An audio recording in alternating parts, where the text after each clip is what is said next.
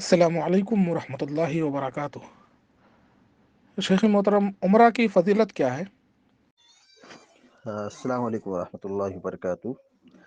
الحمد للہ رب العالمین والعاقبۃ للمتقین والصلاة والسلام علی اشرف الانبیاء والمرسلین نبینا محمد وعلی آلہ وصحبہ اجمعین وبعد۔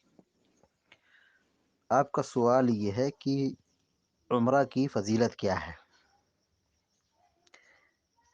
احادیث میں عمرہ کی بہت ساری فضیلتیں بیان کی گئی ہیں۔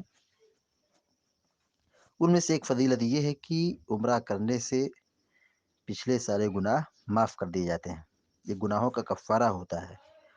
صحیح بخاری کی روایت ہے کہ اللہ کے رسول صلی اللہ علیہ وسلم نے فرمایا، العمرۃ الی العمرہ کفارۃ لما بینہما، ایک عمرہ سے دوسرے عمرہ کے درمیان میں سرزد ہونے والے سارے گناہوں کا عمرہ کفارہ بن جاتا ہے۔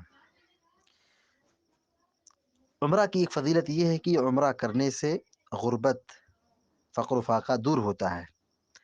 نبی کریم صلی اللہ علیہ وسلم نے فرمایا، تابعوا بین الحج والعمرہ فإنہما ینفیان الذہب فإنہما ینفیان الفقر والذنوب کما ینفی الکیر خبث الحدید والذہب والفضہ۔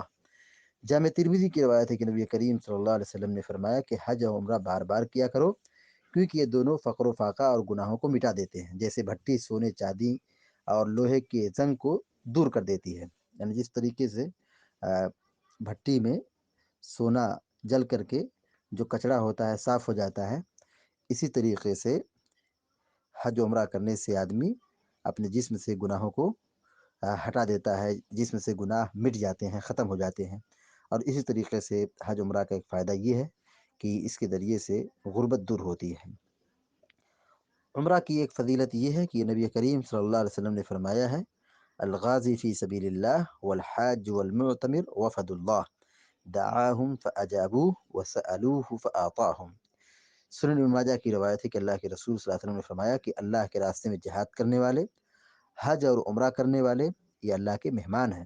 اللہ نے ان کو بلایا اور انہوں نے اللہ کی دعوت پر لبیک کہا، انہوں نے اللہ سے مانگا اور اللہ نے ان کی دعاؤں کو قبول کیا۔ عمرہ کی ایک بڑی فضیلت یہ ہے کہ آدمی کو مسجد حرام میں نماز پڑھنے کا موقع ملتا ہے۔ یہ بہت بڑی سعادت ہے، کیونکہ مسجد حرام میں نماز پڑھنا 1,00,000 نماز پڑھنے سے بہتر ہے۔ صحیح سنن ماجہ کی روایت ہے، اللہ کے نبی صلی اللہ علیہ وسلم فرماتے ہیں، صلاۃ فی المسجد الحرام افضل من 100,000 صلاۃ فیما سواہ، مسجد حرام میں ایک نماز ادا کرنا 1,00,000 نماز پڑھنے سے بھی افضل ہے۔ تو یہ عمرہ کے کچھ فضائل تھے۔ اسی کے ساتھ آپ یہ بھی دیکھ لیجئے کہ عمرہ کے بہت سارے فوائد ہیں۔ ایک یہ کہ عمرہ کرنے والے کو مدینہ اور مسجد نبوی کی زیارت نصیب ہوتی ہے، مسجد نبوی میں نماز ادا کرنے کی بڑی فضیلت ہے۔ اسی طریقے سے عمرہ کرنے والے کو تاریخی مقامات دیکھنے کا موقع ملتا ہے۔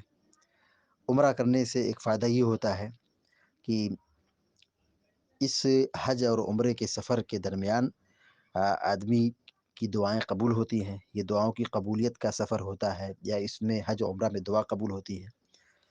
عمرہ کا ایک فائدہ یہ بھی ہے کہ آدمی حجر اسود کو بوسہ دیتا ہے، اور اس کی بڑی فضیلت ہے کہ کل قیامت کے دن یہ حجر اسود گواہی دے گا۔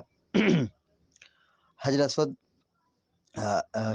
کا بوسہ دینے سے گناہوں کی مغفرت بھی ہوتی ہے۔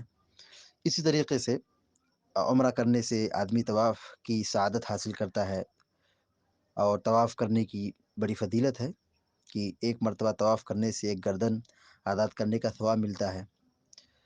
اس طریقے سے عمرہ کرنے کا ایک فائدہ یہ بھی ہے کہ اس سے ایمان میں اضافہ ہوتا ہے، درجات بلند ہوتے ہیں، ثواب لکھے جاتے ہیں۔